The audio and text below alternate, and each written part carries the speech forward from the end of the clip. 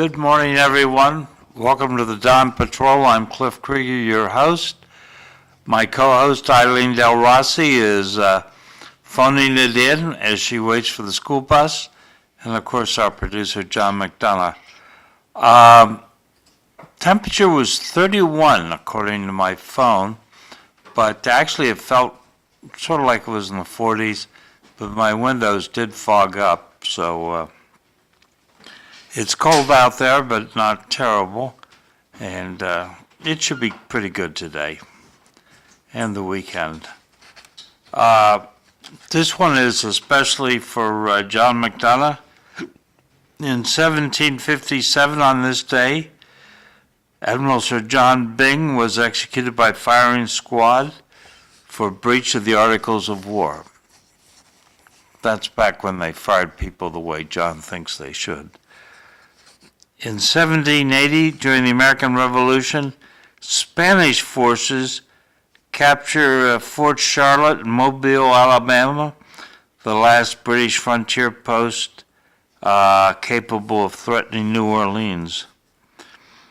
1794, Eli Whitney was granted the patent for the cotton gin. 1794, that was earlier than I would have thought. 1885, The Mikado, a light opera by Gilbert and Sullivan, received its first public performance. So, Eileen, have you ever seen The Mikado? No, I have no clue what a Mikado is. What is a Mikado? The Mikado, it's a light opera about goings-on in Japan. In 1900, the Gold Standard Act was ratified, putting the United States on the gold standard. And then 30-some years later, we jumped off. In 1964, Jack Ruby is convicted of killing Lee Harvey Oswald, the assumed assassin of John F. Kennedy. And on the same day in 1967, the body of President Kennedy was moved to his permanent burial place in Arlington Cemetery. Albert Einstein was born this day in 1879. 1908, Ed Heinemann, American designer of military aircraft, including the A-1 and the A-4. A good designer was born. 1920, Hank Ketchum was born. You know Hank Ketchum, Eileen? No. Is he single and rich? He's dead, but he probably was pretty well off. He created Dennis the Menace. Oh, I used to love that when I was a kid. Yeah. In 1997, Simone Biles, American gymnast, was born. And in 1883, Karl Marx passed away. He was born in 1818. As a school teacher, you should know this one. Today is... Pie Day. It is Pie Day. Yep. Yeah. Pie Day. We're going to have lots of pies at our school. Oh, good. Pie off. And this is White Day in certain parts of the world, like Japan, other Asian nations. Men give gifts to women. It's sort of like Valentine's Day. Sadie Hawkins Day. No. That's when girls ask boys. Okay. All right. To go to a I'm dance. Confused. That's Little Abner. Boy, that was yes, Little Abner. That was a big cartoon when I was young. The Pope is in improving health. He's still in the hospital, but he's doing much better. So that's good. Hear. Canada, Mark Carney, who's a political rookie but experienced banker with experience of taking institutions in trouble and bringing them along, became the the head of the party up in Canada, and today he'll be sworn in to replace Justin Trudeau. He'll be the 24th Prime Minister. Up in New Hampshire, Democratic Senator Jean Shaheen said she will not be running in 2026. I wonder why she declared that so early. You got any Maybe thoughts she's on done it? with the political game. Yeah, that could be. They had a vote on the question of asking the executive branch to report every year on tunnels under the border. And it passed the House with one dissenting vote, and that was Rashida Tlaib. So I tried to reach out to her office, and it's all voicemail and send me an email. I tried sending an email and it never worked. But I just couldn't figure out why she would vote against something like that. On the other hand, she did reintroduce a bill to stop politicians profiting from war, prohibiting members of Congress, their spouses, their dependent children from having any financial interest in any company that does business with the Department of Defense, and ban them from trading defense stocks. That probably is pretty wide. The Department of Defense buys a lot of toilet paper. I wonder if that means that they can't own stock in Kleenex. Oh, John, did you get the thing on Admiral Byng? Me? No. John. Yeah, the first history item, it's right up there for you. You sent it in messenger, you sent it text? No, I read it out on the air. Oh, okay. In 1757, Admiral Sir John Byng is executed by firing squad for breach of the Articles of War. He wasn't aggressive enough, so they executed him. I figured that would appeal to you as a manager. Yeah, we don't need cowardly lions as our state reps. Yeah.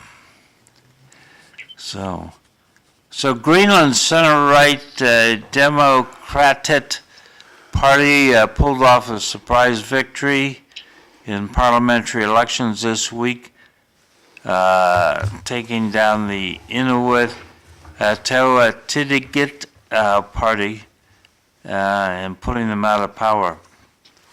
And they're looking for independence from Denmark, and they want more industry, more business to help them finance their welfare. I thought that was good. And President Trump and peace in Ukraine, Vladimir Putin says in principle he agrees the details need to be worked out. Vladimir Putin's a liar. And the president of Ukraine's a comedian. There's no telling where this war is going to end. But you don't see any hope that the efforts that President Trump's putting forward are going to work? It's a waste of time. Can't trust Putin. No. Excuse me, is there anyone you can trust? I trust you. I trust my wife. A lot of people I trust. I don't trust Putin. He has a track record of lying. Just remember when the war started? I'm sorry, Donald. I think you're a great guy, but Putin started the war. He said that we're ditched down there for training. We're not going to do nothing. Was that a lie? That's it. Over to you, Cliff. Yeah. Okay. Can't trust the guy. Okay. Peace in our time. Didn't some bureaucrat in England fly back from Hitler? No, Could not no, trust him. not a bureaucrat, the prime minister, Thank you for the politician. correction. I think you know what I meant. I'm done talking. Thank you. Neville Chamberlain. Never mind. It's not important anymore. John, don't be sarcastic. It It's doesn't not become important you. anymore. So, how about Gaza? What do we think about peace in Gaza? The Gazans expect to live in the same town that the Israelis blew up. Shooing them off to Africa, it ain't gonna go. They're not moving to Africa. That's the latest and greatest on Gaza. They want to move the Gazans, Palestinians, whatever you want to call yourself. They want to move them to Africa. Nothing wrong with Africa, but it's like saying, okay, all Lowellians, you're moving to Africa. Now, there are a few Lowellians that we throw with that, but most of us say, no, I want to stay here. Would you just go to Africa, Cliff, or would you want to stay here? Depending on how badly Lowell had been bombed out and what I was being offered in Africa. If they had ruined the funeral home in your house, would you want to stay here? I don't trust the government. I don't trust the Israeli government to provide what they promise. Well, you think the Africans are going to give me a new building? I think that Trump's hoping that Saudi Arabia will provide the new building. Well, why should they? Israel blew it up. Yes. And why did Israel blow it up? Because they got ticked off at the Palestinians killing a bunch of people on the beach. Yeah. October 6th, I think they call it. Yeah. Eileen, what are your thoughts Yes. about peace in Gaza? I hope it happens. I don't know how it's going to happen, but I do hope it happens. Yeah. I think President Trump is rooting around in there hoping he can find something. So it looks like we're not going to have a federal shutdown at midnight tonight. Channel 5 has the 18-hour clock cooking. But see, they like to make Trump look bad anyway, so that doesn't surprise me. So no, it's not, the government's not going to shut down? Supposedly, I bet you if you go to City Hall tomorrow, it'll be closed. you mean on Saturday? Yeah, Isn't today Friday? yeah. So I just... Why would I it be just- open I tomorrow? just said that, I bet you if you go to the federal courthouse tomorrow, it's closed. Yeah? I'm not tracking you. The government shuts down every weekend. 5 o'clock, Yeah? right around noontime, people start scooting out the door. Except the post office. Yeah, you'd be surprised, administration-wise. Administration starts skipping out the door. Yeah. Do you disagree?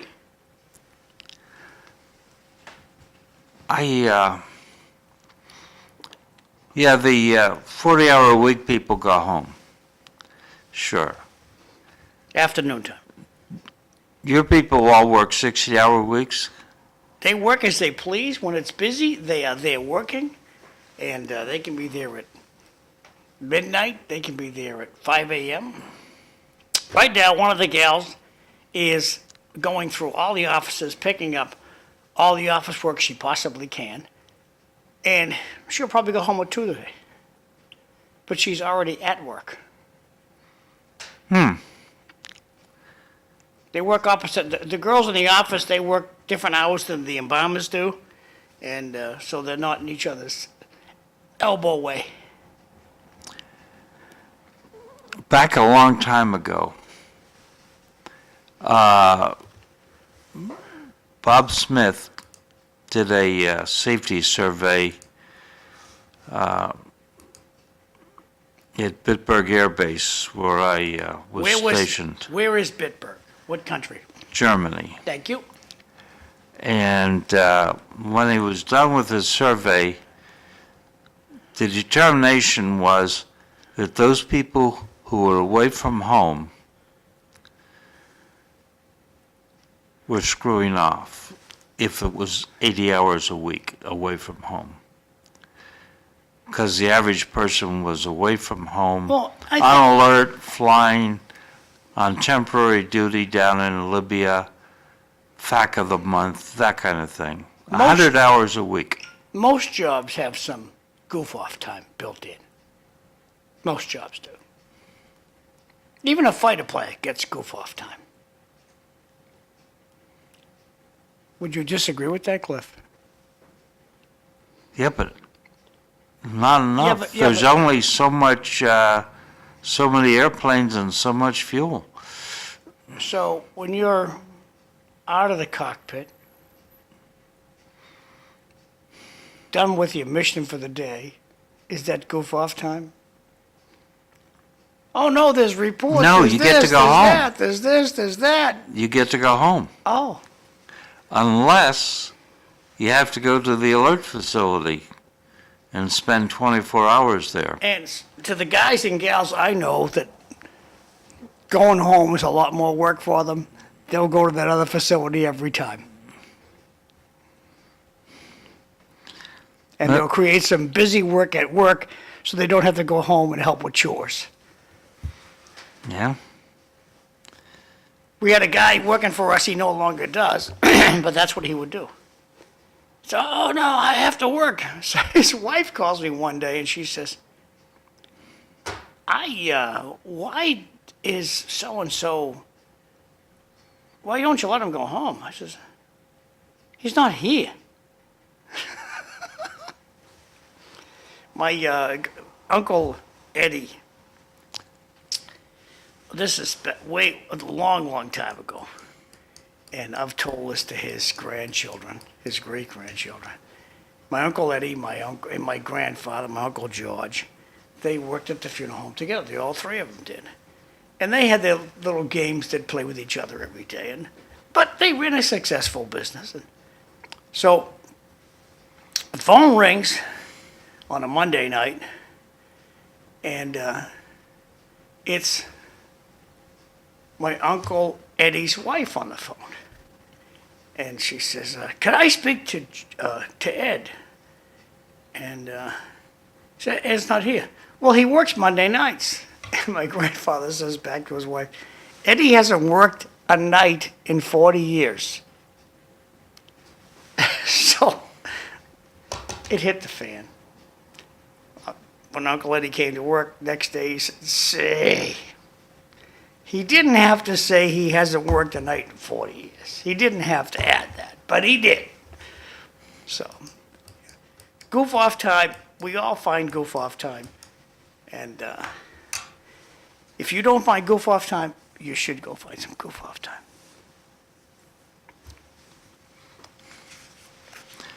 Well, anyway, the House passed the continuing resolution, 99 pages, and got one Democrat vote, but people like AOC said that the Senate should kill the bill. Where is AOC, Andrea Cortez, whatever her name is she our congresswoman? Is she a Massachusetts congresswoman? No. Oh. She's down in New York. Why do you pick on her then? She is a leader in Congress. Well, why not? How about Elizabeth Warren, the scold? Well, she appears to be a leader, but in this story, not so much. Hey, what do you think in Boston? The big news today is they're going to name the guys who paid for sex at some swanky hotel. Their names are going to come out today. I don't think their names are coming out today, but You don't think Channel what? 5 does. The names are coming out today. Well, that'll be good, right? I shouldn't say guys, the people who paid for sex All right. in a swanky hotel in Boston. Do you think the names will come out? You said they were. They're not going to come out. It's doctors, lawyers, candlestick makers. No, I'm still waiting to see the list come out from Epstein? Epstein. Yeah, I am too. So anyway, it went to the Senate where Chuck Schumer said we're going to kill it. Right up until somebody must have whispered in his ear that he didn't have any power because Mike Johnson had adjourned the House of Representatives, so the Senate was either going to take it or shut the government down. So Chuck Schumer blamed Trump and folded last night. So is there a solution now? There's a solution. The government will be funded till the end of September. Too much money, but it'll be funded. Mm. It turns out, it was interesting, under the a government shutdown, the director of the Office of Management and Budget, OMB, oversees the procedures for the shutdown, and that would have been interesting to watch also. So the Trump administration pulled $400 million in research money from Columbia University over anti-Semitism in Columbia. Representative Jerry Nadler from New York got all upset about this. Claimed that Trump had all sorts of anti-Semites in the government, but he didn't name any, so. What's an anti-Semite? People who are against the Jewish people. Why do they have that name? A Semite. Because That's a kindergartner's answer. Because. it's sort of like you being Irish. Why are you Irish? Well, the Irish, we're famous. We talk with the door open. That's what, an Irish trait. If somebody's standing there holding the door open, talking, that is an Irish person. They love that power. I've got the door open, I'm freezing the building, and I've got control. Anti-Semites because the Israelis were previously known as Semites. And what year was this Semite word? It was like 506? Well, it could be. Why don't they have some 2025 terms? It's confusing, all this word like, he's John. an anti-Semite. Well, what's, John, excuse me, it's what's your fault. No, it's not. It is exactly your fault. I understand. You and everyone else has to change what they're saying, and that will change the language. I don't use the word anti-Semite. I don't know what it means. I told you what it meant, so you now know. I understand what you said. And But if- does that mean you don't like all Jews or just some Jews? Or you don't like the Israeli government? It means you don't like Jews. I don't. All Jews. I like the people who live in Israel. A lot of fun to talk to, a lot of fun to spend time with. Their government is not truthful to them. All right. That's my take. So the government's trying to crack down on all this activity. Did you see where protesters invaded Trump Towers yesterday because one of the leaders of the Columbia University Hamas protests had been picked up for deportation? They arrested something like 95 people who had demonstrated inside Trump Tower. Good for them. New York City Police, Yep. good guys, good people. So, any thoughts, Eileen?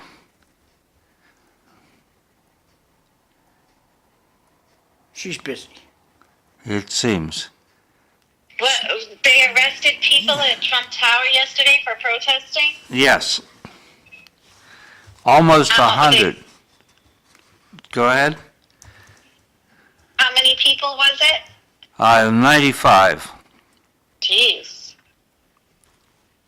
Well, but that's like taking away their First Amendment right, because you're allowed to protest, right? Not on private property. Oh, not on someone's property. Okay. So they weren't listening to those rules. Were No. they a bunch of Democratic Party members? Probably. More likely Antifa people. And Hamas protester people. People, like lots of people just, Hamas too? Yeah. All right, people just be strong for so many reasons. This is like off of it's YouTube. scary. This is off of YouTube, and it says it's going to talk about the protesters at Trump Tower. So this is the video from Fox Raw. What do the signs say? Let me see. I'll stop this for a second and read the signs. Jews say do not comply. Never again, I don't know what that word is. Opposing fascism is a Jewish tradition. No Muslim ban. Can you read any other signs there, Cliff? No. Okay, I'll hit play, see if we see anything else. Some of the people protesting claim to be Jewish people in support of Hamas. Oh, somebody there translating. Is that the deaf guy? No.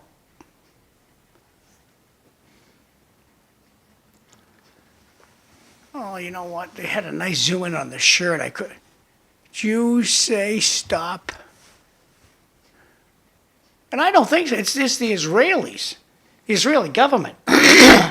Most Jewish people I know don't pay attention like these people are. Yep. And again, this is off of the Fox's live news. It's on the internet. Stop, not in our name. Boy, they got some confusing terms here. Stop arming Israel. Yes. These are supposedly Jewish people who are against Israel. Well, Israel, when you look at it, the map of Israel, they're surrounded by people who hate their guts. So I don't blame them for having great defense. They wouldn't be there if they didn't have those guns. So that was the inside of the Trump Tower. I don't know who these people are. They could start swearing and they'll get us in trouble. So that's the end of those. Goodbye. So there was a piece in the Boston Globe about a week ago on the cost of school construction. Lowell was mentioned at $381 million. Waltham's got something on the books for $374 million, and Revere's up at $493 million. So, as John noted at the time, government costs are higher than private. But, so, I mean, I don't know about local, but at the Department of Defense, contracts is a long, expensive process. And it takes time. I mean, the customer, an engineer maybe, like when I was in acquisition, produces a specification, he wants it filled.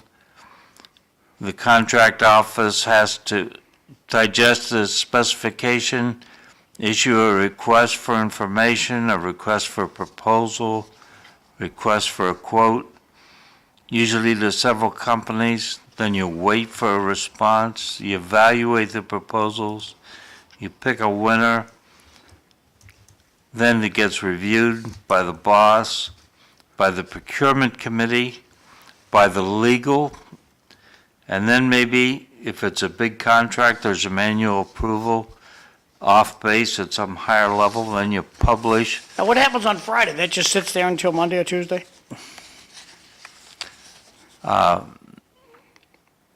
My experience is that, once, It sits on the once the desk. board the office closes Friday afternoon, it sits there until Monday. Yep. Unless it's a holiday, Unless. right? Unless it's a holiday? Unless there's something special going on. But Friday's a busy day. Yeah, we have to get stuff done today. So anyway, once you issue the contract, then you get to stand by for legal appeals by the losers. And this is all governed by the Federal Acquisition Regulations, the FAR. So Vern Edwards, who I know, and I trust on these things, he runs a school called the FAR Boot Camp, says the number of pages in the Federal Acquisition Regulation depends on which format you're looking at. The official PDF version available at acquisition.gov is formatted for 3-ring binders, is 2,034 pages. Cliff, do you eat stew? Yes. Now, this is in today's Lowell Sun. And they're calling it Making Irish Beef Stew. There's no sauce here. I don't see any sauce. Stew in my book always has like liquid in it. It's bathed in liquid. I mean, this looks delicious. And I'll have to point my wife to this because I think we might try this. Because the recipe's there. But I wouldn't call it stew because there's no broth. So, just bringing it to your attention. You need that last piece of paper, Cliff, or you? I don't know. All righty. So, Back- John, how many pages are in the FAR? How many pages are in Florida? In the Federal Acquisition Regulation. Knowing the federal government, millions of pages. Knowing the federal government. Eileen, did you get the number? Yes, you just said it. It was like 2,000 something, I believe. Yeah. So, John, But So would you repeat the number, Cliff? Because I was not. 2,054. That's all that's all the pages? Yeah. Wow. So, John, how many pages are there in the directives for funeral homes? Well, it depends on what version you're looking at. At one time, every funeral procession in Massachusetts could exceed the speed limit by 20 miles an hour. So if the posted speed limit was 65, we could go 85. It was for a short version of time, that was the rule. So it depends on when you read the rules. And all the rules got arrested, I think, with Baker. He sunsetted all the rules. Every rule that's out there for every profession, doctor, lawyer, candlestick maker, Baker got rid of all the rules. And each of the boards had to create new rules. So, we got new rules. How many pages? Never counted them. I only look online. Never counted them. Does it take a bookshelf? It's all online. There's no print. I've never seen a printed version that I could actually physically handle. Ah. You go, all the kids, they look up their rules and regulations about this. Like I had a question like, and I told this story before. We had this gal. She lives out in California. And she's never flown on a plane. And when she goes to heaven, one of us is gonna fly to California and bring her back here.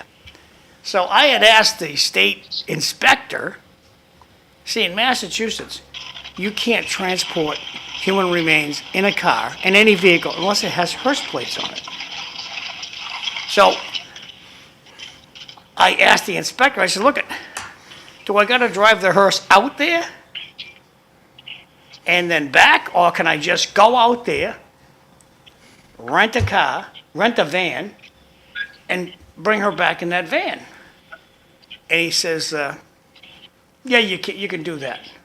But to safeguard, I'm sorry. before I do the plan, call the inspector and let the inspector know what I'm doing. And, but likely we'll be able to fly out there and bring her home. That sounds like a pretty reasonable operation. But without the hearse plates, I get pulled over, we'll say in, I don't care, Nevada. What do you do with the body in the back of this car? So, something you have Your to medicine. anticipate down the road. So we gotta be careful. And she's healthy as a horse right now, so it's not gonna be happening anytime soon. Well, that's good. Yeah. But there's a lot of bureaucracy out there that drives costs up. Sometimes. Apparently not in your business. It sounds like you have a No, reasonable board. I talked to the local undertaker out there, and he says, yep, you got no problem. I'll get you the paperwork, and you can be off to Massachusetts. I wonder how long it'll take. I'm gonna go in Waze and see how long it takes to get to LA. But she's north of Los, she's near San Francisco. That's all I'll do is San Francisco. It'll be a couple of days. Eileen, did you see where our long national nightmare is over and Rosie O'Donnell is moving to Ireland? Well, did you hear where President Trump told the Irish guy was in the White House in the Oval Office talking to Trump? And he says, Rosie O'Donnell's going over to Ireland, be careful with her, and we're not gonna miss her in the lakes like that. And the guy says, who's Rosie O'Donnell? I got a kick out of that. Well, she's not going to return until it's safe for all citizens to have equal rights. But in the meantime, Did her house burn down in Palisades? I don't know. Likely that's what happened. There's they're going fascist in Ireland, and she doesn't know it. Oh, and Subway in the UK and Ireland, they have 200 stores. They've removed ham and bacon. All you can get is halal meat. Can you get bologna? Is it halal? I don't know what halal is. What's halal? Dennis Galvin. I left the door unlocked for him. You shouldn't have done that, Cliff. Okay, Dennis, how are you? Come. I am wonderful. Come on in. The door should be unlocked. Thanks. Bye. Cliff, we have a video of a guy going through people's cars during the show. So you need to lock your car and lock the door. Thank you. Holy smoke. Was he able to unlock the cars, or were these cars that were unlocked? All the cars were unlocked. Thank God he didn't check the kitchen door. Yeah. So that's why we locked the door. Thank you. I'll go get that. Oh, by the way, the California trip, it's 42 hours straight driving. Yeah, it makes sense. Here's Dennis. Morning, how are you? Good morning, Dennis. I'm wonderful. How are you? Good to see you. Did you make yourself a cup of coffee? That's okay. Coffee's over, and you're gonna sit next to Cliff. So, yes, Dennis Galvin, our guest, has entered the green room, so to speak. So you want to sit down? Sure.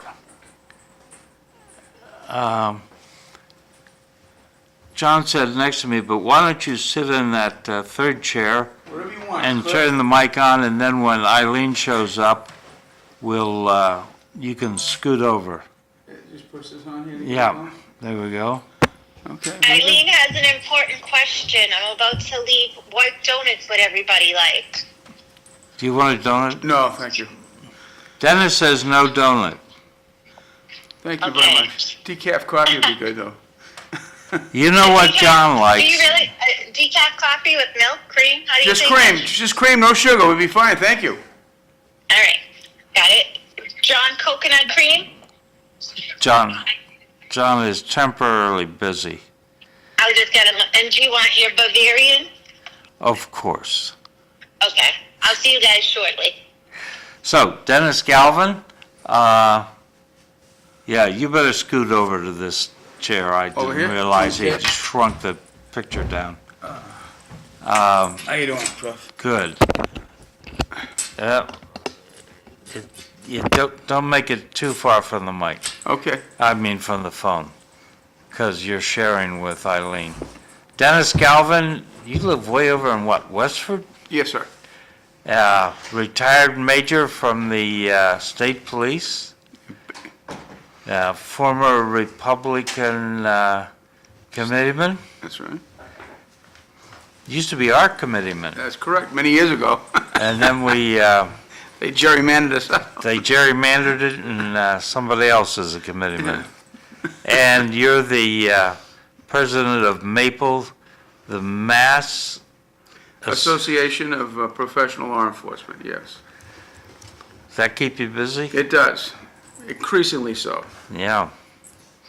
That, I am sure that Eileen has a number of questions for you, but it caught my attention when I saw you being interviewed in the Boston Herald Yeah. about a state trooper making how much? $600,000, I think it was. 500, he broke $500,000 in overtime. Yeah. I mean, that's amazing. Well, as we said, I mean, let's preface this whole thing is that there is some serious problems with state government, but in particular with policing in Massachusetts, and that's what we're trying to see if we can't get a handle on and see if we can't come up with some recommendations to try to see if we can change this. The situation at the airport that you're referencing, the Boston Herald every year, it's one of their favorite stories, is to, file a Freedom of Information Act for the records related to overtime spending, and then they publish the highest amount. And this time, the individual broke $500,000, and it raises some serious questions about the management of the state police and about the way the resources are being handled. What, 6 or 7 state policemen had over $200,000 in overtime? Yeah. That's, to me, that's a lot of money. Well, there's a lot of money, and the question is, there's questions about, I mean, there's all kinds of questions about it. Is for what? That's the first question. What are the resources? The other thing is, what's the policy with regards to overtime operations? I mean, is it completely unlimited, or, there are some people, I mean, there are questions raised, is what kind of physical, if these individuals are actually working these hours, what kind of physical condition are they actually in? You know what I mean? And Yeah. are they able to function and provide the services that they need to the Commonwealth? And I think the serious question can be raised about that. I think there's definitely serious questions that can be raised about that. Hey, back at the bus up, and Cliff, could you slide his microphone closer to him? Should be 4 inches from his mouth. So, Yeah, but coming how from the, far is it from the phone? there's 2 microphones there, Cliff. All right. So, the guy, coming from the audience, I'll bet the guy checking the cars was just making sure they were locked. Yeah, right, okay. Back over to you guys. So,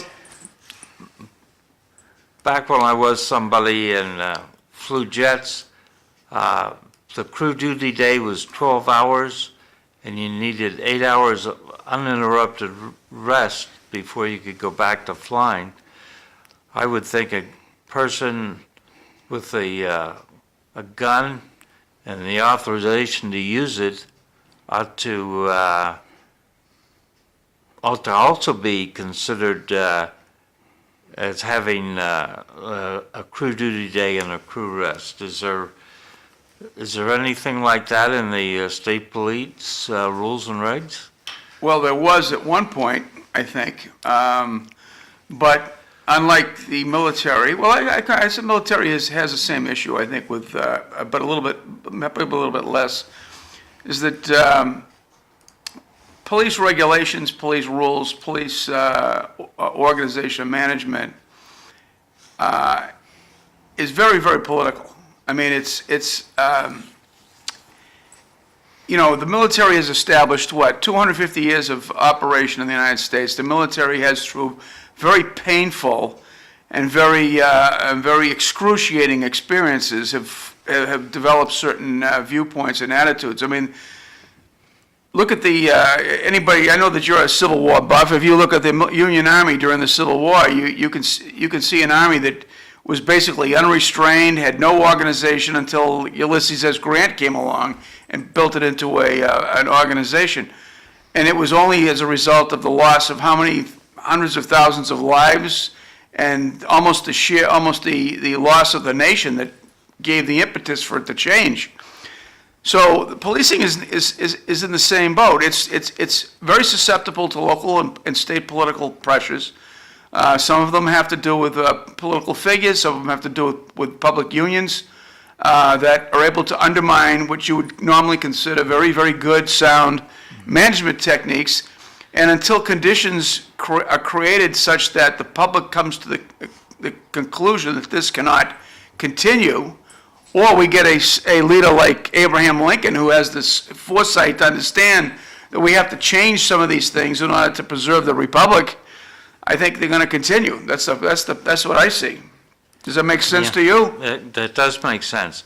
Now, I understand, I did not understand how busy Logan was, but the article said 43 million people went through Logan last year. So I was dubious about that, so I went to Massport and looked it up and added it up by months, and it comes to 43.5 million.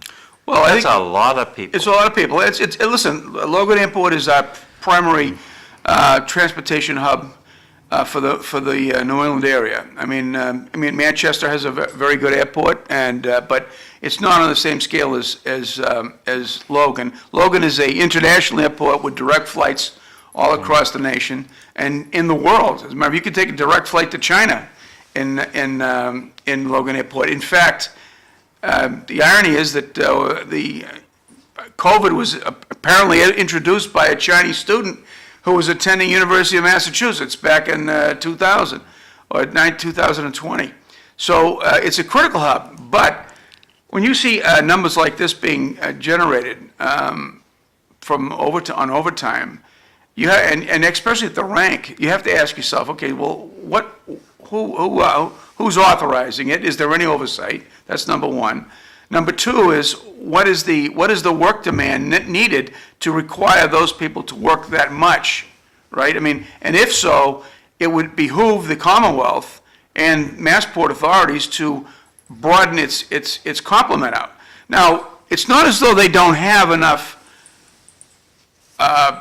They have a state police troop. Troop F is assigned to the airport. But they also have their own police force. Now, what's the relationship between those two? I can't understand. I don't understand. Who has their own? You know what I find is very scary? And that's just at our state and Commonwealth level. That's not even looking at federal government, like waste and abuse and overspending in federal funds, you know? And so if it's that bad at the state level, there must be some truth to what they're uncovering on the federal level. Yeah, I mean, I think that, as you just pointed out, I mean, this is primarily a state issue that we're dealing with, And it's a state issue that has to do with the management of one of our most critical state functions, which is policing. So, you raised some very interesting questions about that. But I think that the big question is going to be, there's one particular problem with Troop F. And it was one time, do you remember Troop E, the Mass Turnpike? Do you remember what happened with that, what fate they took? Remind us, Dennis, remind us. Well, about 4 or 5 years ago, I think over 40 troopers were indicted for an overtime scandal that involved fraudulently filing requests for reimbursements or compensation for apparently traffic patrols that they never did. Yeah. And we have been doing, Maple, we're doing quite an extensive study on police corruption and police mismanagement going back 30, 40 years now. What does MAPLE stand for? Massachusetts Association for Professional Law Enforcement. So we've pulled out the Knapp Commission reports, the Rampart Commission reports from Los Angeles, the Mullen Commission reports from New York, the Wickersham Commission that goes all the way back to Prohibition, the LeClaire Commission that did the evaluation of the Boston Police Department, and also the Ward Commission, which was not directly related to policing, but had to do with the corruption in the probation department in Massachusetts about 13, 14 years ago. And we've been looking at these things with the eye of trying to compile some recommendations to see if we can find some basic principles that all of these commissions are evolving. And one of the ones that they identify, particularly in Los Angeles, is that when you separate police, you take a police agency and you separate sections of that agency and you detach them and place them under administration other than the centralized administration of the department, you inevitably run into these kinds of problems because particularly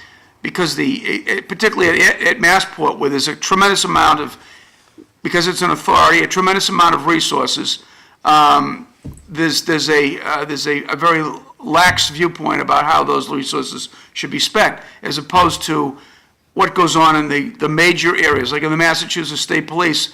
Major troop operations are A, B, C, and D. A is the Northeast, B is Western Mass, C is Central, and D is the Southeastern section. These are the general operating elements of the Massachusetts State Police. Troop F is a detached unit. It's assigned to the airport. It comes directly under the auspices and management of Massport. And the last experience that we had was the Turnpike. The Turnpike was also a standalone operation. The State Police unit was assigned directly to the Turnpike Authority, and was detached from the general oversight of the State Police management, and as a result, they get into trouble. So that's that's some of the problem. Did no one tumble to the idea that F Troop was a bad name? I think F Troop was organized They call prior it to Troop the program that you're referring to. They never called it F Troop. It's called Troop F. Yeah, Troop F.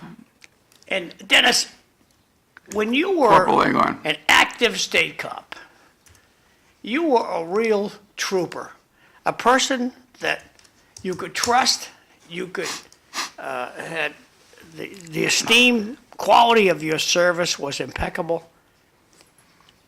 The state trooper today, 2025, has shredded that reputation, burned it, thrown it away, and they couldn't care less to get it back.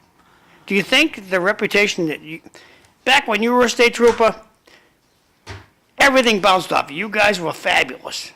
You could be proud of yourself, and rightfully so. Well, thank you very much. Do you think that's ever coming back to the Mass State Police, or is it gone forever? I don't know. I can tell you. Sad answer. I don't know. I mean, I understand, but to say I don't know doesn't bode well. I think you're correct in listen, I still like to think that there are, the majority of the troopers that are doing the work are trying to do the right thing. But they're running into, it's not just an issue of bad apples. They're running into systemic issues with the agency. And, I mean, you don't have to be if you're following it like we do, you can see that there's repeated issues, one after the other, that's manifesting serious issues about command control, integrity, and it is, I think, to your comment, eroding an image that I think at one point in time was fairly stellar. But I think the thing to remember is that there were two state police, two state police organizations. There was one prior to 1992, and then there was one that happened after 1992, and therein, I think, lies the core of some of the problem. Because the organizational structure that existed prior to 1992 was significantly different than the one that exists today. What caused the change? Two people. One is Governor William Weld, and the other one is Senate President William Balser. Those are the two people responsible for. Is that when they dumped all the non-state troopers into state trooper? Yeah. And this is an interesting story. I don't know if I'm it's... just going to hold up for 1 second and read this text from the audience. Did you see the documentary How to Fix a Drug Scandal? Massachusetts at its finest. The State House is a massive Democrat swamp. Where would you see this, How to Fix, is that at Netflix, or how would you see this presentation, I would ask? Well, I think they're referring to, they may be referring to a series of drug scandals that involved the State Police Crime Lab going back within the last 10 years. I mean, significant ones. Two, in fact, where... Very embarrassing. A lot of people get out of jail over that. Yeah, I mean, you're talking about here a situation where things are at the point where they've reached a level of concern that now the administration of justice and law in this state is now at risk. So, at some point in time, what we've called is we've officially called for a commission to review the state police, to be able to identify what management structures. In 30 seconds, we got to go to break. Please continue. 30 seconds. Okay. So that's some of the things that we're involved with. Those are some of the things. But it also extends beyond the state police. I mean, there's a situation now in Barnstable where the Municipal Training Police Academy has been shut down because of abuse. I saw recently where I think it was an area lieutenant was just indicted for trying to false. We'll be right back. So. Thanks.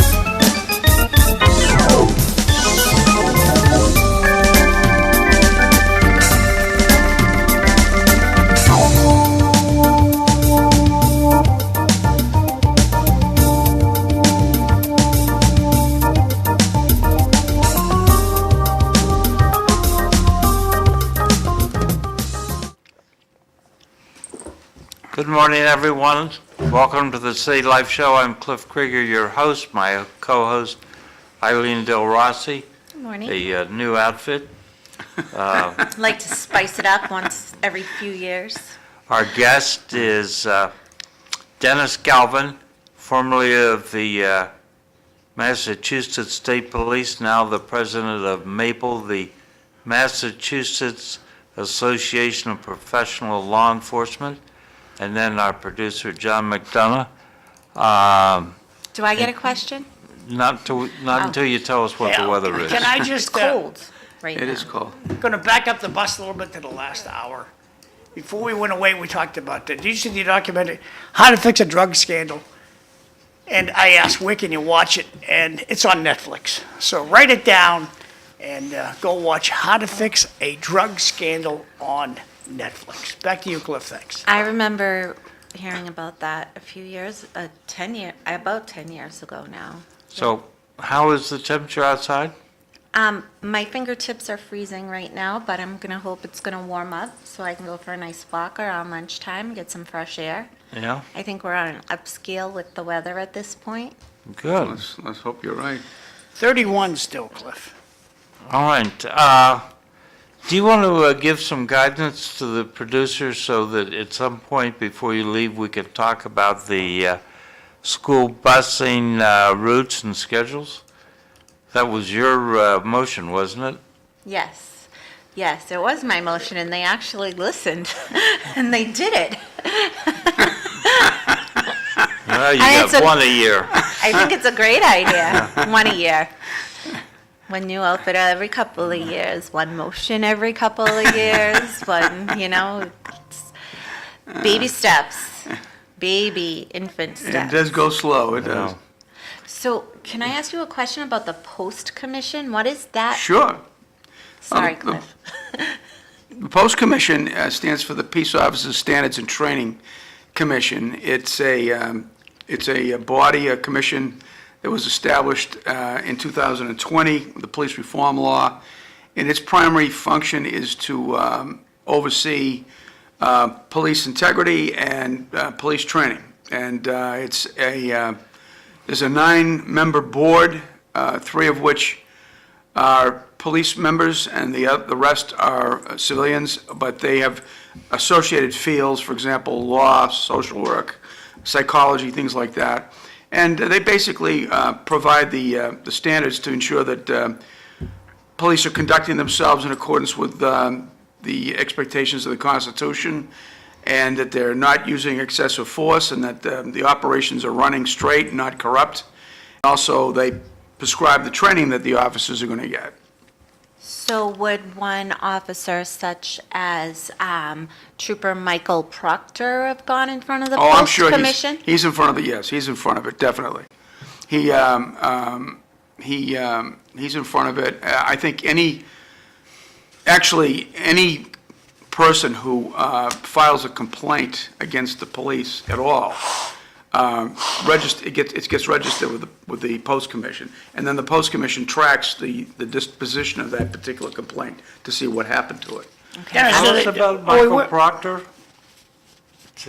The Mass State Police officer who had some very sharp, targeted words to the defendant, Karen Reed, in text messages to other state troopers that he had to read aloud in the court proceeding last summer. Well, I think that my personal text to you and your personal text to me, I believe in nobody's business. But if I get sued in discovery, the court will, McDonough, you have to give all your texts. Yeah, but what Eileen and I are talking about over text is nobody's business. Those will be included. But what if the Mass State Police paid for that cell phone? Well, that's it. I mean, you know, But that was. I have a company phone. I'm having a private conversation with you. I see Yeah, what but you don't have that, you don't have that right with the law. If you're involved in a criminal investigation, where you're involving, potentially putting somebody behind bars, whatever you gather, whatever information you find is subject to discovery. On a public device. You know, I think if it came out, I mean, whatever the judge allows, I mean, even if it was on his own personal phone, if the judge allowed the subpoena, then he's subject to it. On another topic entirely, Dennis, do the Massachusetts State Police now have body cameras or no? And at what point are the body cameras, are they on all the time? Are they on just when the cop wants to put it on? And if you can't speak to that, you can't know everything. Well, I don't know about the Mass State Police, but I can tell you body cameras are now in wide use throughout Massachusetts. But you don't know about the state police? I don't know for sure. I believe I would assume they would be at this point, but as to when they're supposed to be turned on, I think that is subject to individual department rules and regulations. I mean, generally, what's supposed to happen is when you go to a call, that camera comes on, and you have But we're to talking keep it about on. state police, so they So might I don't know. not, I don't they know. might I don't not be know. carrying body cams. I don't know. I would guess likely they are not. So, Dennis, there's been some discussion about the Karen Reed case and police hanky-panky. Do you have any thoughts on Karen Reed? Well, I think what I would say in the Karen Reed case, and I've said this publicly, is that it was a great embarrassment for the Massachusetts State Police, and most significantly, the conduct of not just Trooper Proctor, but the supervision at that particular unit that he was in, basically undermined public confidence in the police. I mean, you go back to the Pillion reforms, 1839, 1829, one of the fundamental principles is that the police are to encourage and facilitate public confidence in their operation in order to be able to achieve their job. Without public confidence and public support, it is impossible for a police agency to perform its functions, okay?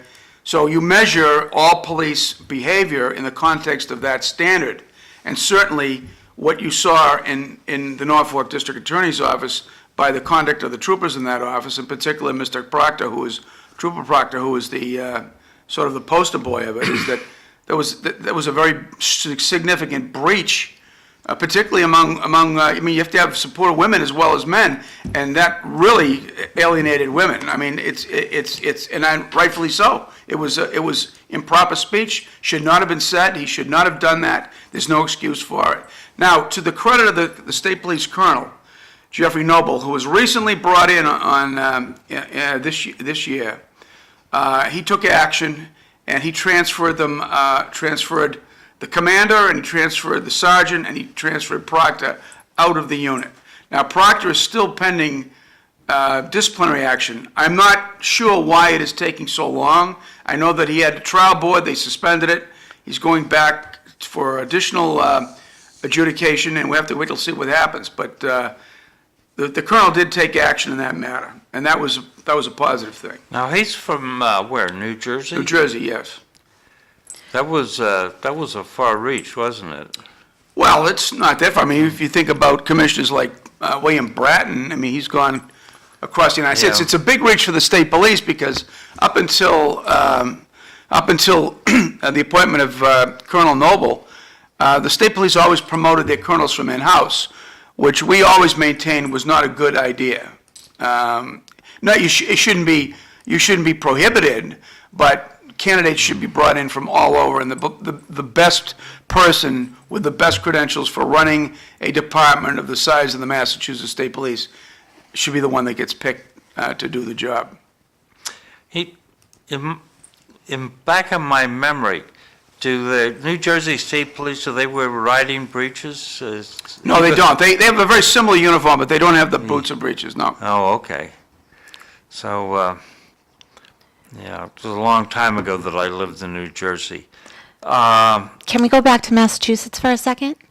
Yeah, we're here About- for the day. Thanks. About the specific comment that Detective Proctor's family released, that Karen Reed's defense team is trying to defame him and destroy him. I don't know how anybody could possibly say that after all of the text messages that he composed and read aloud. And how does that work? Well, I think what you're seeing take place in Norfolk is a very ugly situation involving personalities and Strong. personal vendettas and loyalties, and which I think is part of the reason why this particular case is in the situation that it's in. And it's a challenge. It's ironic because, and we've joked about this, I think, before. Not joke about it, but made the comparison that one of the most previous controversial cases to this was the Sacco and Vanzetti case, and that happened in that court. Norfolk and Dedham. And now this case is Similar. starting to show the same trappings of Sacco. controversy that case did, and there's some serious concerns. I monitored the case, on television, and there are serious questions about the evidence, but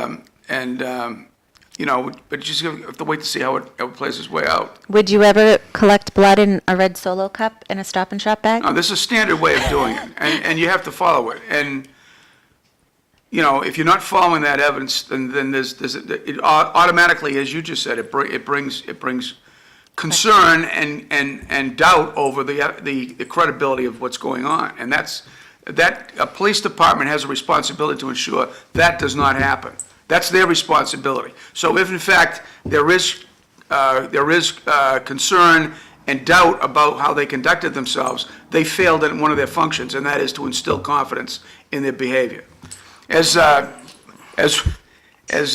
Robert Peel said, police authority comes from three things: public approval for the existence, the actions, and the behavior of the police. That's a critical thing, and if it doesn't live up to that ideal, they're not doing their job.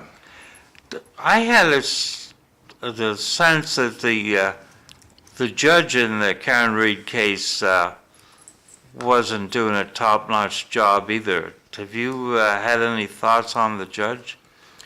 All I can tell you is that I know that there's a tremendous amount of controversy around the entire proceeding, and I'll point out the things that are really obvious. But with regards to the internal legal situations that are going on, the appeals and things like that, I really can't comment on those because I don't have full information about the information, and I don't have a full breadth of what it is. But I can tell you what I can comment on what the reaction to the public to the police conduct in that case was, and it was not good. It was not good. Yeah, and I've never in my life seen a judge be like, I was tired. I didn't get to read that. Comment from the audience. Any comment on Hampden County Sheriff Nick Conchi DUI arrest? Is he still a sheriff? Don't know about that one. I do know about the one in Middlesex. There's a case pending involving an indictment, and I think of a Chelmsford lieutenant right now for ordering an officer not to arrest I think was a deputy sheriff at the Middlesex D's office for OUI. So these are continuing issues that are Now, should that impacting. officer still be working? Should he be paid to take time off? What's the status of that officer that's being charged? Well, You can't know everything. If you don't know, you don't know. well, the deal is he certainly can't be working. All right. Now, whether the Compensation. department, he has to be suspended usually suspended until the outcome of the proceedings. Suspended with full pay. Depends what the departments want. It depends on the individual department. But usually it's with pay. Most larger departments it is, while he's pending trial. Understood, thank you.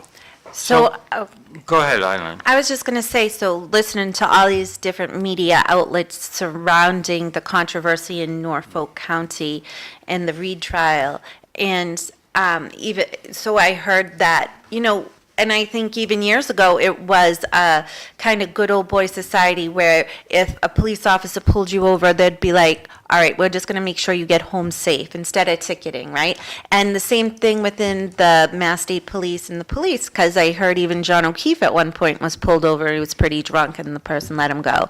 But I think something that this case has really done is highlight how when these little things happen, as well as the Sandra Birchmore case, when these little discrepancies happen and someone's just let go And it develops into more and more and more of corruption. You're right. Letting someone go for a simple DUI, but I mean, they've also pulled in people, a North Carolina state trooper who had to pull over another official on one of these media outlets that I was watching, said, I had to take that person off the road, even though he was a fellow brother in blue, because even though I knew I was going to get stuff for it, I knew that I was making everybody safer that night in this county. And I think that's what police officers, Mass State Police, whatever your role is to do no harm, like doctors and nurses take as well. And that's what they did. But I think it kind of highlights how, maybe letting someone go for a DUI isn't the greatest thing, and if nobody got hurt, nobody needed to know about it, right? And then how it just escalates over time. Well, the reference that you just made, the current maladies impacting the Massachusetts State Police all began when Colonel McEwen, about 2017, 2018, ordered a trooper to change a report after he made an arrest of a woman who was the judge's daughter. Oh, All right. and she offered to give him a Yes. sexual favor. That's right. And Right. as a result of Yes. that, the trooper didn't do it, and he did his duty, and as a result of that, the colonel lost his job. So, but that opened up the whole, sort of the whole window to the issue of police discretion, police corruption, management abuse, and these are things that are now, what it showed is that was not a isolated situation. This is a problem that's pervasive within the profession in this state all the way along. So, just a quick reprise from the first hour. I invited Dennis to come talk about overtime pay at Logan Airport, the F Troop of the State Police, or Troop F, as Dennis called it, because somebody made his total pay with overtime was $584,072. In the answer to my body camera question, all Massachusetts State police officers are not required to keep their body-worn cameras on continuously. So they turn them on, That's correct. That's my understanding. and when I read the thing, all the 2,200 state troopers, they all have a body cam. Yeah, I think that's the compliment. That's the authorized compliment. I don't know if they're up to it, but And they're all, 200 cruisers have cameras built into them. yeah. But as you can see, I mean, 2,200 individuals to manage those people and train them and everything else is a formidable job. You have to have I'm with you, but I mean, the body cam, Dennis, it protects everybody. Protects Yeah, the no, there's trooper. no argument. I think it's a great asset. It protects the trooper, but you can't goof off if it's on all the time. Well, I think there's a wide, I have several contacts that are currently operating in policing now. And I can tell you that the level of discretion is much more limited than it had been in the past. And also, there's a much greater concern for following the regulations or rules as there has been in the past among some officers. Now, the big question is, sometimes these rules are not universally enforced. And sometimes there's two-tiered systems of justice, even within departments. Some officers will get cited, other officers will not. And that's another problem that has to be addressed within the business itself. I agree. I got to go off to the announcements. Your mics are still going to be hot so that we can hear what you're saying, but, so whatever you say is going to go out there. If you want an announcement on this show, easy thing to do, just send me a text. That's the easiest thing to do. Coming up tomorrow, State Representative Rodney Elliott, this is a sold-out event, and it's going to be the St. Patrick's Day breakfast honoring Tommy Shanahan, and the Bridge Club it's a fundraiser for them. It's tomorrow at Lindsay's, going to be a good time. And hopefully I'll put it on Facebook Live tomorrow. You'll be able to enjoy it on Facebook. If you get this in the mail, census, please send it in. It just means your town is going to get more money. If you don't send it back, the town might not get the money it Can't vote either, right? richly deserves. Tony Archinsky, he's having a party this weekend, March 16th, at Primo Pizza, noon to 3 p.m. Be there or be square. Tony's a good guy. And I love their new bar area. Monday, at the Pawtuckaville Diner. This is their breakfast special, so you're in for some pretty good breakfast over at Pawtuckaville Diner on Monday morning. Shamrock Dinner, that's Monday, March 17th, the annual Guy Constantine Shamrock Dinner, 4 to 8 p.m. All tickets sold at the door of the Tingsboro Sportsman's Club. Gigantic parking lot, beautiful facility. And you don't have to be a member. Any Tom, Dick, and Mary's welcome to go. Adults, $12. Seniors, vets, and kids, $6. I wonder if I'm a senior. So we'll see what happens there on Monday at the Tingsboro Sportsman's Club, 90 Westford Road in Tingsboro. If you got a kiddo or you're an old buckaroo and you're looking for a new career, 60 different employers are coming to the Middlesex Community College March 25th and 26th from 11 a.m. to 1 p.m. at 33 County Square. So if you're looking for a new job, whether you're 18 years old or you're 88 years old, Oh, those are good questions. consider on getting down there. Keep them coming, they're good ones. Now, No, but I see Cliff. Eric silent Gitchy is having a party. agitation over there. Uh-uh. Whisper it or not, She's microphones fun. do pick up what you say.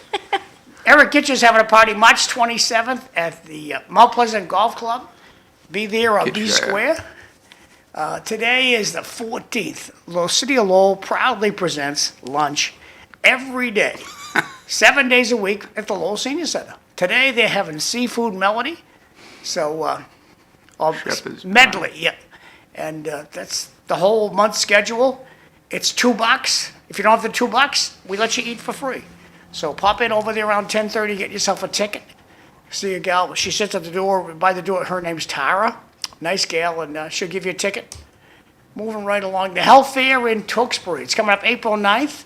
If you've got something ailing you, or you want to present your health issues, whatever you, vendors, or be in touch with Susan Timmons. Her phone number's on the bottom there, and she can tell you a lot more about this health fair. Danielle McFadden, she's running for school committee. Her party's going to be April 3rd, 5 to 8 p.m. at Mount Pleasant Country Club, Mount Pleasant Golf Club. Spring volunteer in lovely Lowell, Massachusetts. Going to be Saturday, April 5th, St. Anne's Episcopal Church downtown Lowell. If you want to be a volunteer, hook up with those folks. Wilmington Tewksbury Chamber of Commerce is having a taste of the town. I went to this last year. It is awesome. So I'll likely be going to that again this year, 5 to 8 p.m. at the Hilton Garden Inn in Tewksbury. A very tasty time. Junk pickup in Chelmsford. You got to pay for it. I never heard of such a thing, but in Chelmsford, you got to pay for your junk to go out, and it's going to be. She's got to keep track of all that. Evelyn gave me this yesterday, so good luck. Saturday, May 3rd, we'll try to get some more information. I'll try to get more information from Evelyn. I thought it would be, it's kind of expensive. Adrian Kimborowitz Memorial Fundraiser is going to be Saturday, May 3rd at the Bunting Club. That's in South Lowell. Nice family, and they're doing a memorial fundraiser for the late Adrian. Megan House, they help out a lot of gals who are in trouble.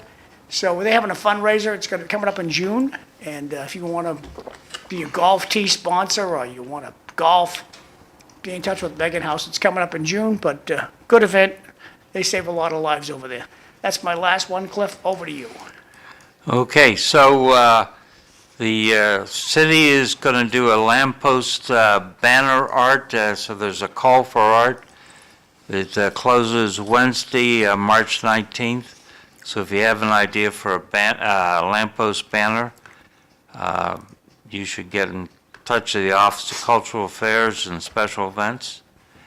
There's going to be a talk Saturday, tomorrow at 11 a.m.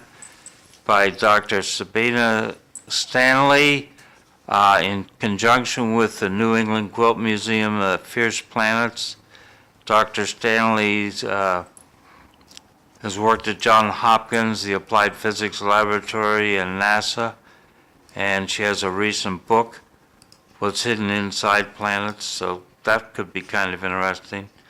There's a tour Sunday, March 16th at 10:30 through the Boot Cotton Mill. The ranger's going to take attendees on a journey through the life of Helen Witter during the 45-minute talk. She was a major textile manufacturer owner. And there's a community chilling night and stew contest at Tafeta Music Hall, March 21st. So there's a chance for John to check on people's stew. And trivia night at the Old Court Tuesday at 7:30. So I got 2 texts, and then you can continue, Cliff. I got, only after you tell me where we were. No, I get it, and I should never say that. DUIs are not simple and can cause serious harm and death. And that's why I said in some cases, unfortunately, if you were to let somebody go as a police officer and nothing happened, that's very lucky. And what I was saying in comparison to the North Carolina trooper who had called in and said he had to take even one of his brothers in blues off the street and arrest him and do the whole formal process, which is very hard. It doesn't seem like they do that in Massachusetts. Well- It's a very brotherly camaraderie, which can be very dangerous. In So I'm Massachusetts- sorry if I did not clarify that. I Massach- was using it as like a basic step to more up to corruption. I thought you did. sadly, in Massachusetts, it's not what you know, not what happened, it's who you know. Yeah, That continues through today. An off-duty officer last week stopped a mass stabbing in a restaurant. If it wasn't for his bravery, the quick action could have been worse. Yeah. He's a hero in my books. That's from Jim. The Jim. Chick-fil-A, the Chick-fil-A situation in Boston, yeah, I mean, and he's getting scrutinized, and it's just not fair. Well, that's why there's cameras in the restaurant, and I think the guy did a great job. well, there's also another issue that this raises, and it has to do with public policy. One of the things that we've been looking at is the failure of the Commonwealth and the mental health profession to be able to address the fact of the public safety features that are involved with certain individuals who are suffering from severe mental illness. And unfortunately, the history is emerging, or a trend has been emerging, that the public policy for dealing with it unofficially seems to be allowing the police to have to deal with this. And that's not fair to the police. It's not what they're equipped to do. There are individuals who are severely schizophrenic, who have issues controlling their own conduct and behavior, who are roaming the streets. And eventually what happens is confrontations occur. Some of them are very dangerous. Sometimes these individuals threaten individuals. And in too many cases, force is used to stop it. And it can be, a lot of this can be prevented by having a wise program of mental health. But it seems as though the Commonwealth is engaged now in shutting down more and more mental health centers, which is only going to release more and more people into the street, and is going to create these situations where police officers are going to have to confront individuals who are not rational, who are suffering from severe emotional trauma, and there's a good risk that these could wind up into deadly encounters. Dennis, you're 1,000% right, but in the United States, we continue to ignore mental illness overall. Dennis, would you tell the audience of your former career and what you're doing and what MAPLE stands for? I don't think we talked about that this hour. Yeah, as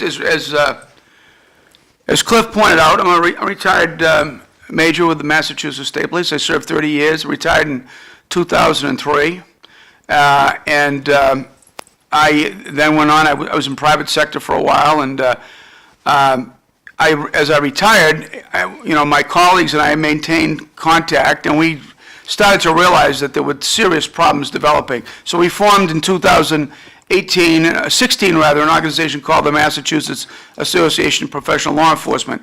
It's a organization comprised of former, current, and retired members, along with criminal justice educators. And the object is to try to push to make people become more aware of the issues involved with policing, to elevate the public respect for policing, and to try to come up with policies that can improve the public safety and preserve the civil liberties for everybody. Very good, thank you, Dennis. Yeah, I had a question about, a lot of these cities got grants to have social workers drive with them for police officers so they could help to de-escalate the situation. I know my sister works as one of those social workers out in the western part of the state, or like the Rutland, Yep. Fitchburg area. And That's Central Mass, by the way. Central Mass, thank you.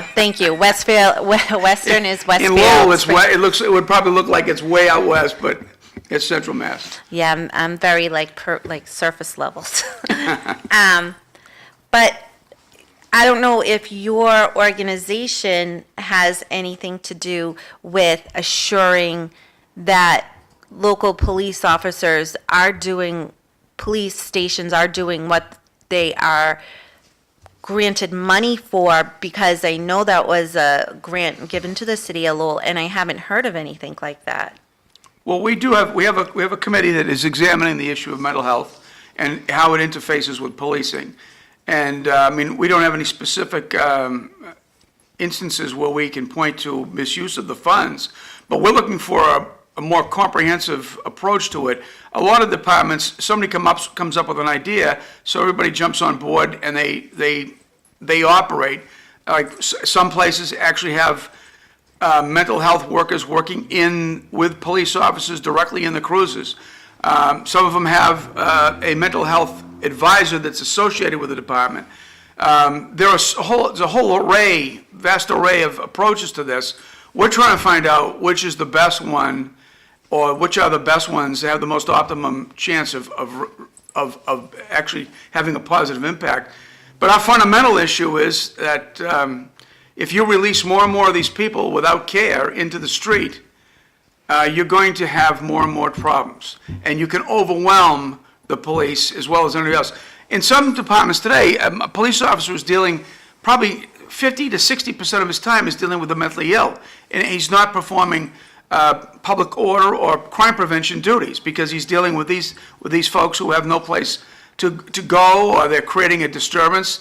And so I think it's a problem, and I think it goes to a larger issue, and that is the state's failure to try to address this problem. At one point, we had a very, very wide array of mental health institutions here, and they get closed down, and as a result, everybody got released to the streets, and it's been chaos ever since.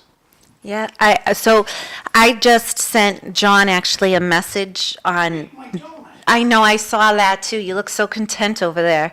But that kind of highlights like situations that having a social worker driving with the police could really help. That my sister had sent, because she was very proud, and she should be proud. And she was able to help and de-escalate a situation with the potential of a firearm, and was able to work with the police.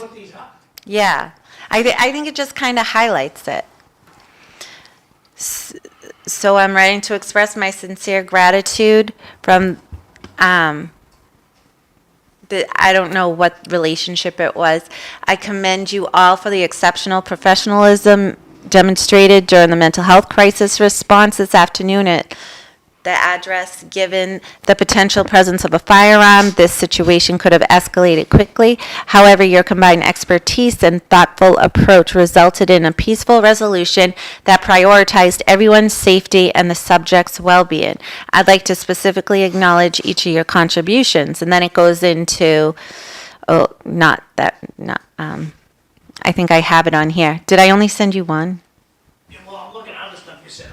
Let me try going the other way. Maybe if you, Well, this, Oh, right here. So it says, clinician Delrossi, your expertise in mental health crisis prevention was evident in your ability to persuade the subject to voluntarily agree to hospital transport. This was a critical step in ensuring he received the necessary care. Your ability to leverage prior positive interactions with the subject was instrumental in gaining the trust and cooperation. I'll just read that part because mental health, and the bottom part, mental health calls are inherently challenging, and the added element of a potential firearm significantly increased the complexity of this incident. Your combined efforts and skillful execution of even law enforcement, and maybe her impact of working with them. well, here's the thing that you want to remember, is that the more situations of this, a lot of this is probably, they did a very good job. I mean, there's no question about that. And I know one of the officers that was involved. And, but here's the thing, is you cannot keep, you have to reduce these, you have to reduce these incidents, because the more that they increase, the odds start to work against you, that you're going to be able to do that. And then these people were skillful, they were obviously able to do their job and resolve this, and thank God for that. But if you are facing these situations continually, you're going to get one that you won't solve, and that's going to be a tragedy. And what we're saying is, where is the overall state leadership in this to see that, to interject itself and say, okay, where's the mental health professionals? Why some of them don't even cooperate with the police as far as status of individuals in the community and things like that. Your sister obviously is committed. She can see what the issue is, and she's trying to do the right thing and get things done. But the industry has had some drawbacks about that. They haven't been forthcoming. But as much as they've had drawbacks, they've got the funding to do it. Yeah. Many cities and towns have. And Sturbridge is one of the communities that's highlighted for me, because I think it would be helpful in Lowell as well. Instead of, people are automatically on the offensive when cops show up and then start videoing them, albeit it's wrong, and it both ways, I guess. But if there was somebody who was less intimidating, maybe to them, then it maybe would make a difference overall. And I think that's important. Okay. Hey, you're going to scoot early? Yeah, I got to go to my real job, even though I want to do this all day. I have so All many right. more questions. So the Federal Department of Education, they've cut the workforce in half. Is that going to make for better education, do you think? I don't know, the state of education is just a sad state of affairs altogether. Like the article that you sent about kids not knowing how to read, we're talking to them about higher cognitive level things when they can't even comprehend. We're not teaching kids how to think anymore. We're teaching skills that are above their level and confusing, and it's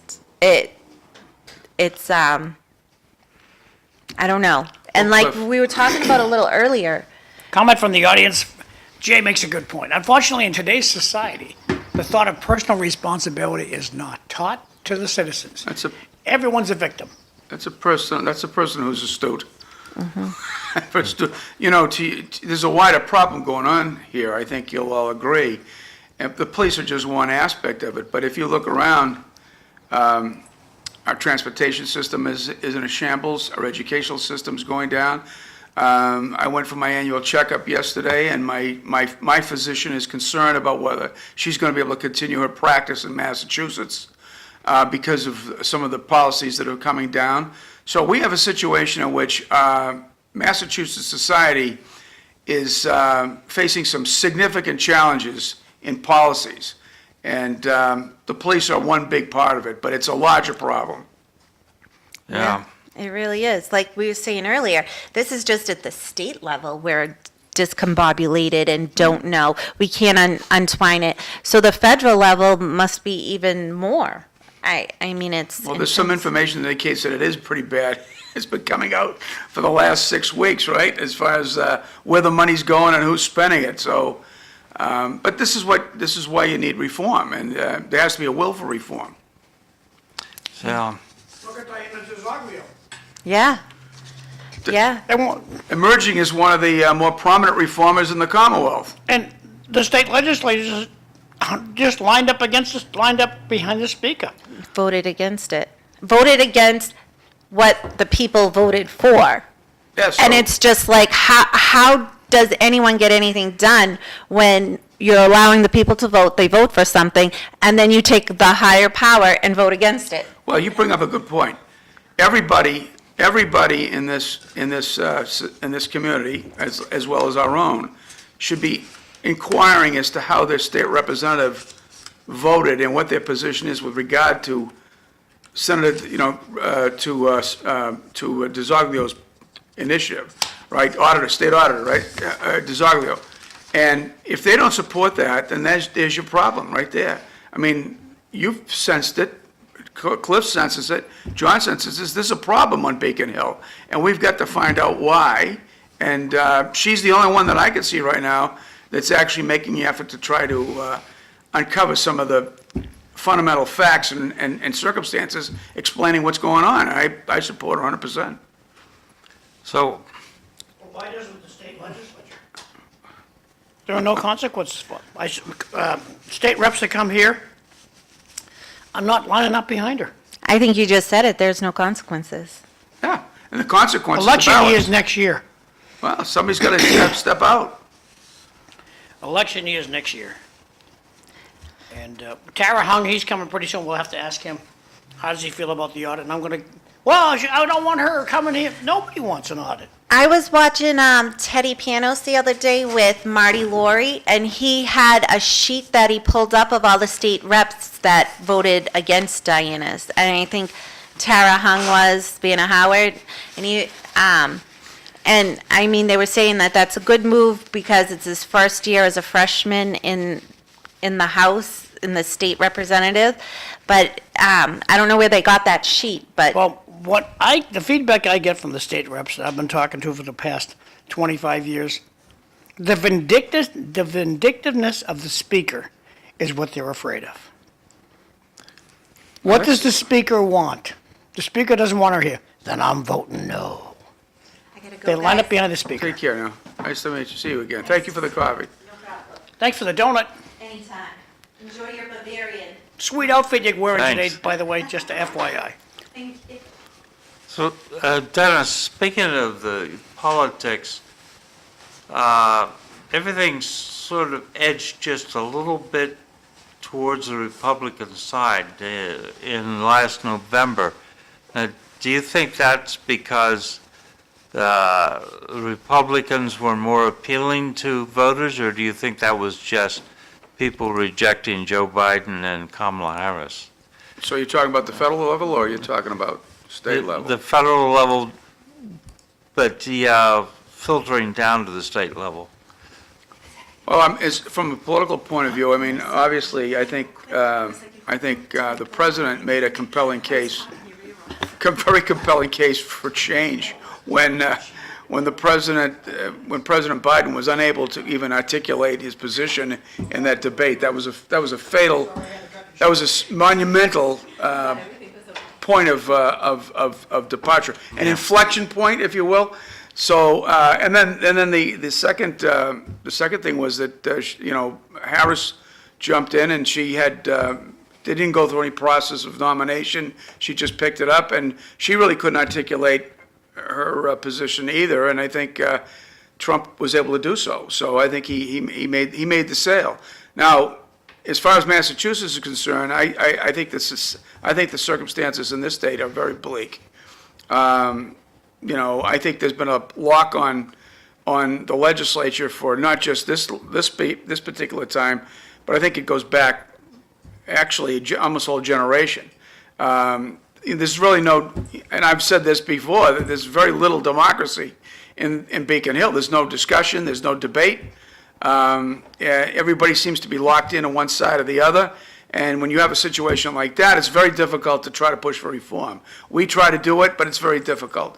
And unfortunately, there's consequences for that. And that is that the circumstances surrounding or involving the Commonwealth, the important things that I think your readers and your viewers are concerned about, things like police protection, quality of education, new jobs, transportation. These are going to continue to deteriorate until some leadership comes to the fore and reorients this, much like what I think the president is trying to do in Washington. I don't see that on the horizon. I don't see it. I'd like to say that it's there, but I can't see it.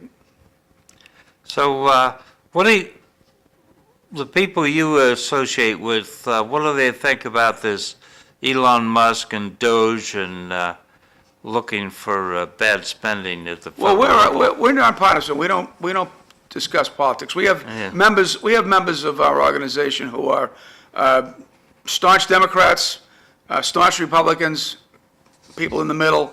So we're focused. We focus our efforts on one thing and one thing only: how do you professionalize policing and provide the best police service possible to the public? That's what the organization is about. What ideas have they given that have been adopted by the Mass? Well, we've offered. I'll give you a series. The first thing was we supported the Post Commission. We were one of the only law enforcement agencies that was willing to stand up publicly, or at least law enforcement advocacy groups that supported the Post Commission. And we continue to support the Post Commission.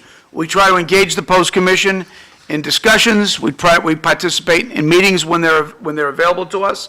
We try to share information with them to try to provide some direction or system in achieving the direction for oversight of policing in this Commonwealth. So that's the first thing we've done.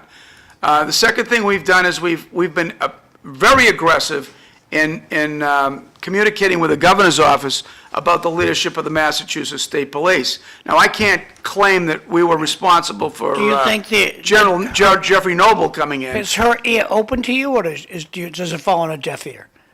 We send letters in and we don't get much response. Deaf ear. Yeah. Gotcha. Cliff has the same response from a lot of our elected officials. Yeah. So, but we're continuing to press them, and then you could look at the transitions. Like, for example, that was a critical decision to go outside the state police to choose a colonel. That was a very important decision, and we were strong advocates for that. We communicated that to the governor. We communicated to that in the press, that we thought that this is the way it should go, and obviously that's what happened. Now, whether we influenced that or not, I don't know, but we were out there making the case, and we're going to continue to do that. Now, one of the things that we're trying to do now is, as I mentioned, we're reviewing over 30, 40 years worth of official investigations into police misconduct throughout the United States. And we're compiling some basic fundamental principles that are coming out of all of these investigations. We're going to document these. Our intent is to create what we call the Maple Blue Book, which is going to have a compendium of all of these recommendations, and we're going to release it to the public, to the press, to the police, and to legislators, and say, if you want to really do police reform, these are the principles that you're going to have to follow. We're hoping that we get something like that out by next year. Good. That'll be good. Yeah, so you can look at a book and you can talk to a police officer and say, okay, so you're running this department, have you done this, this, and this? And he'll have to, or she'll have to explain why they did or they didn't. So our objective is to make you as informed as a good Boston Red Sox baseball fan is informed about batting averages and pitching ERAs. Dennis, before we slide back over to Cliff, how do you feel about electronic ticketing? By that I mean, if you're doing 75, you get an electronic ticket in the mail. I don't like it. I personally don't like it. I understand. Now, the state police, I'll be on the highway most today, doing 75, 85, sometimes 90, depending upon the group of traffic I'm riding in, and we'll roll right by state police who do nothing. Yeah, and that's a. So since the state police are too busy to give tickets, I'm an advocate for electronic ticketing, and I'm But you saying, see, why are you assuming their argument that they're too busy? Why aren't they doing that? they don't take questions. Well, this is what I'm trying to say. This is another indication of a public. You're paying. That's about a. I forget how much it is. It's about $60 million a year budget that you're paying for, Yep. and they're not doing any work. Why is that? Dennis, They don't, the government does not take questions. Have you seen anybody try to interview an elected official? They run Well, away, I think- I think- away from the microphone. So this goes back to the roots. What's the root of all our authority? It's the people. Why do the people allow that to happen?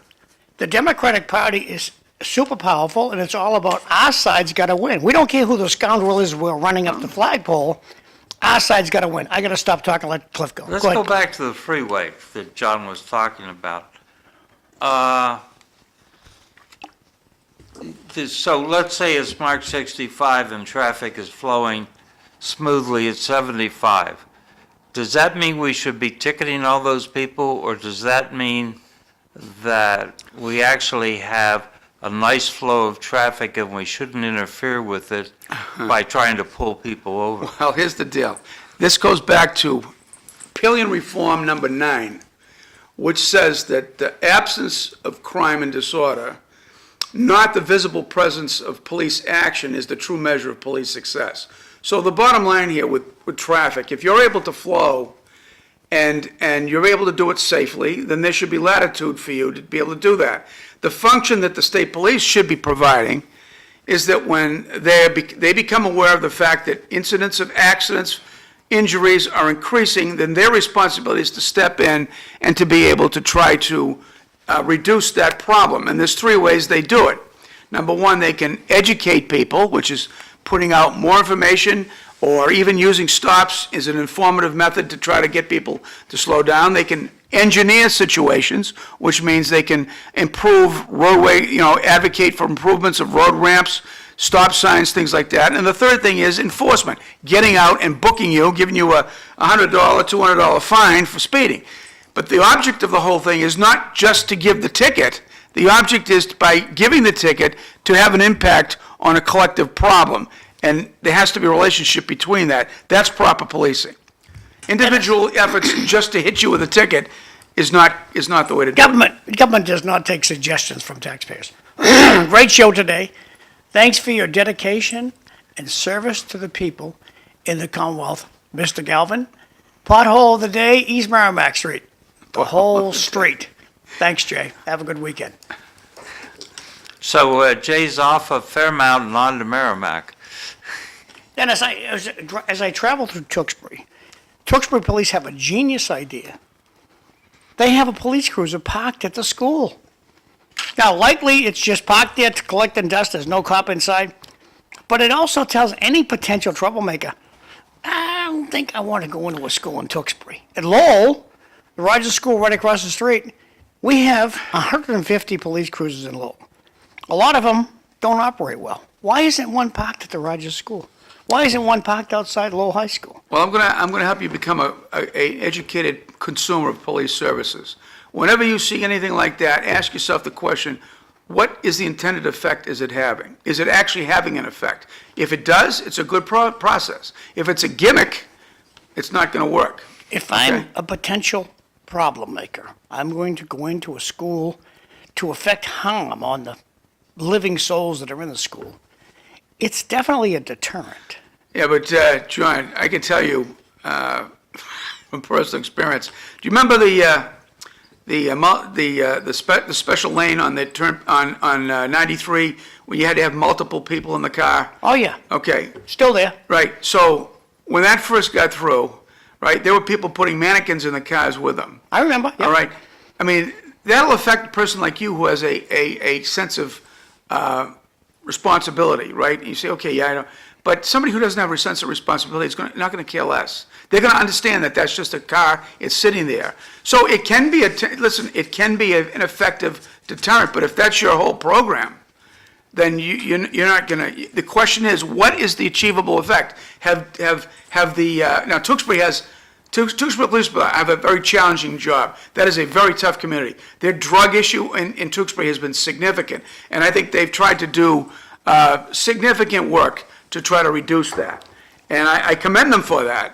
And I'm not singling them out. I'm not singling out that program. I'm just trying to use it as an example. Is when you are watching police action, ask yourself the question: is this having an intended effect, or is it just a gimmick? And I'm not trying to say that the issue with the Tewksbury Police is a gimmick. I'm just using that as an example, that's all. I think it's an effective, Well, using the then word gimmick. then you're- I think it's an And as effective a gimmick. consumer, you're happy with it. Yes, I am. Okay, so that's good. The chief has achieved his goal, all right? And that's what, and the fact that if he's willing to listen or she's willing to listen to you and take your feedback, then that's an effective service that's being rendered. Thank you, Dennis. Back to Cliff. Okay, so take this a totally different direction. Someone's out there floating that we should cut Puerto Rico loose, give them $600 billion, and let them fend for themselves. That in the long run, it'll save us money. Not me. I am in no position to respond to that at all. So I will defer. I can't comment on that. John, what was it that you said? You said, not me? Right. I'm all for keeping Puerto Rico. Why? I like the place. But aren't there Puerto Ricans that want to be free from the United States? According to my late brother Joe, people in hell want ice water. You can't make everybody happy. Yeah, but have any people from Puerto Rico ever shot up the U.S. House of Representatives or tried to Well, that was assassinate in the president? 1950. That was in 1952. That was in the last century. Yeah. We actually had a section of our country that shot up the whole place. That's really the way back regime. Okay, then. We got 60 seconds. Well, I have no other thoughts on that. Dennis, I'd like to thank you for coming in. My Why don't pleasure. you give one more plug for Maple? Yes, Massachusetts Association for Professional Law Enforcement is an organization that is dedicated to basically improving policing in this state, in this Commonwealth.